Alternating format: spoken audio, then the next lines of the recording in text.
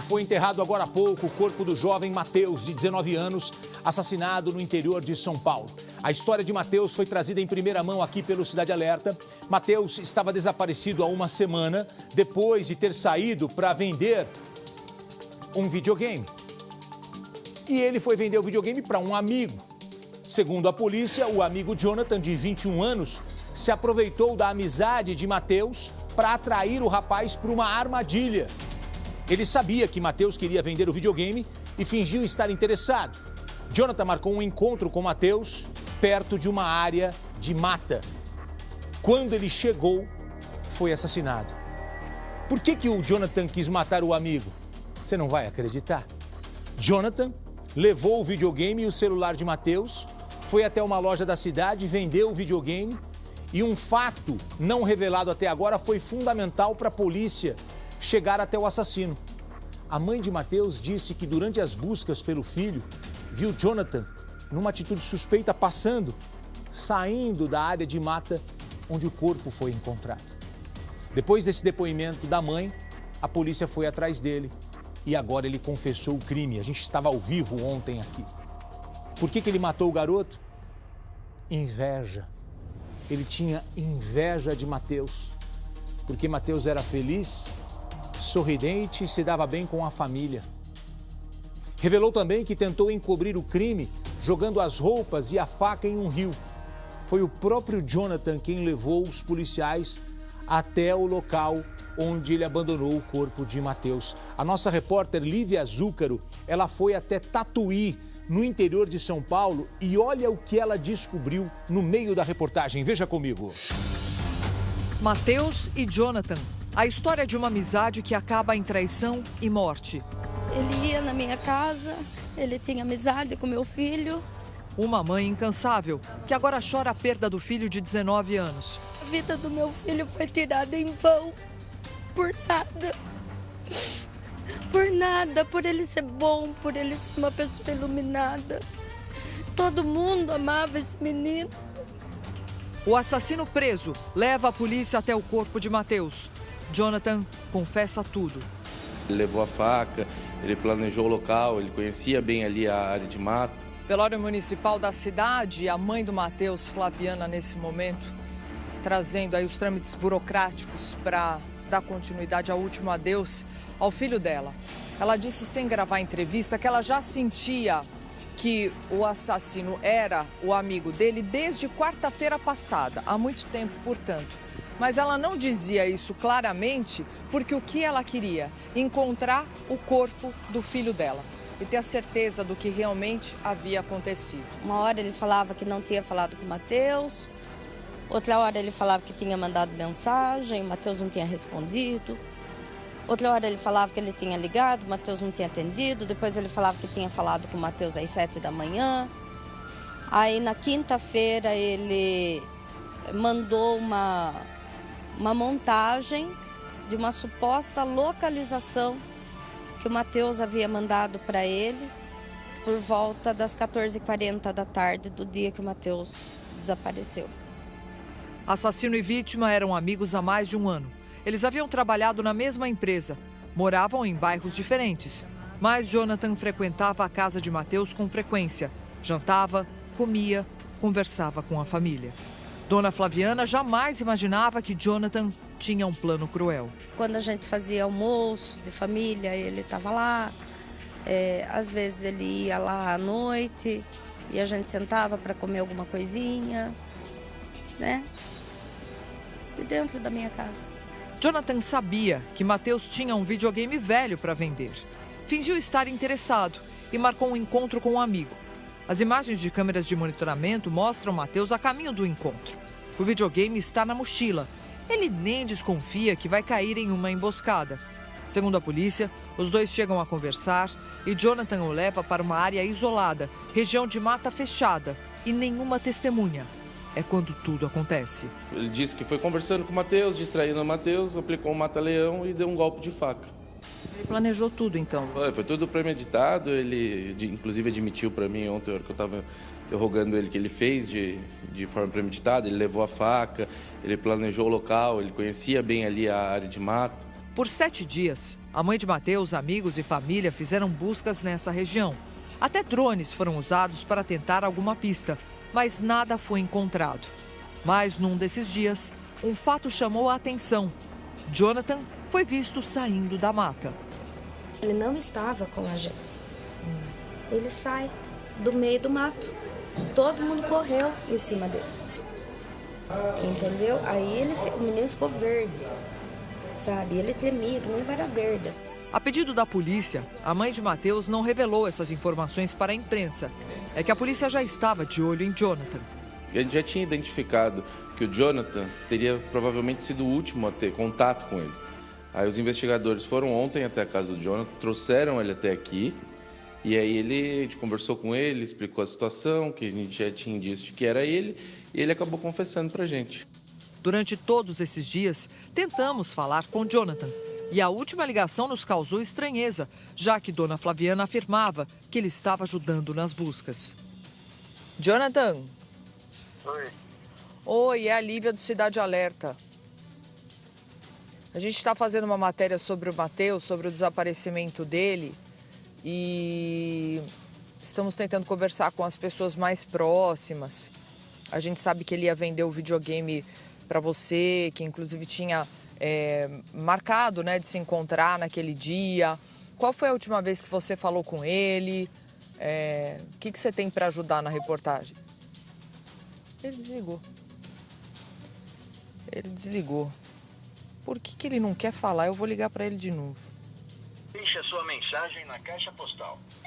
Por que será que ele não quer dar entrevista? Por que será que ele não quer falar? Só foi possível chegar até o corpo porque o Jonathan confessou passo a passo de tudo que ele havia feito.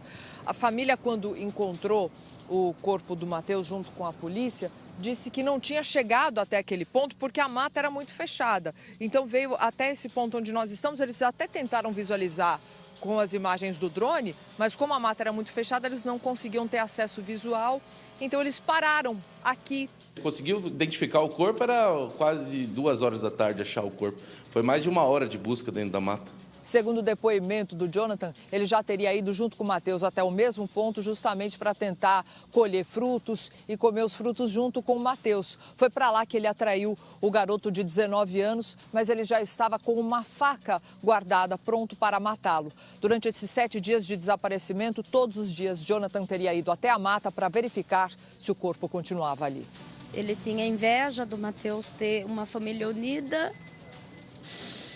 Ele tinha inveja do meu amor de mãe pelo Matheus, porque a gente estava sempre junto, porque eu sempre estava ali para ele, porque o Matheus tinha tudo e, segundo ele não tinha nem conversa com os pais.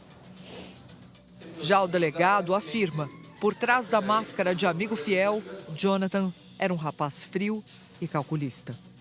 Ele me disse que a hora que ele praticou o homicídio ali, ele ficou por mais ou menos 1 hora olhando o Matheus. Você ter ciúme do amor de uma mãe pelo filho. Você ter ciúme porque alguém tem um pouquinho mais de condição do que você. Pra quê? Por quê? Não faz sentido. Meu Deus do céu, Dona Flaviana, é de cortar o coração. Esse garoto, Jonathan, que matou, ele ia à casa da Flaviana com o Matheus e ele ficava olhando a mãe, tratando bem o filho, tratando bem o amigo do filho. Um ambiente agradável, uma mãe presente, uma mãe amorosa. Vocês vão comer alguma coisa? Espera aí que eu vou preparar para vocês. Vocês vão ficar jogando até que horas? Ó, cuidado na hora de ir embora, eu levo você. A mãe preocupada. Esse garoto, ao invés de olhar isso e se espelhar e falar, eu vou ter uma família assim. Se você não tem, vai atrás e busque um dia você ter uma família assim. Ele foi nutrindo um ódio. Ao invés dele buscar isso como uma vitamina para ele crescer e falar, cara, eu vou ter uma família, vou ser feliz também.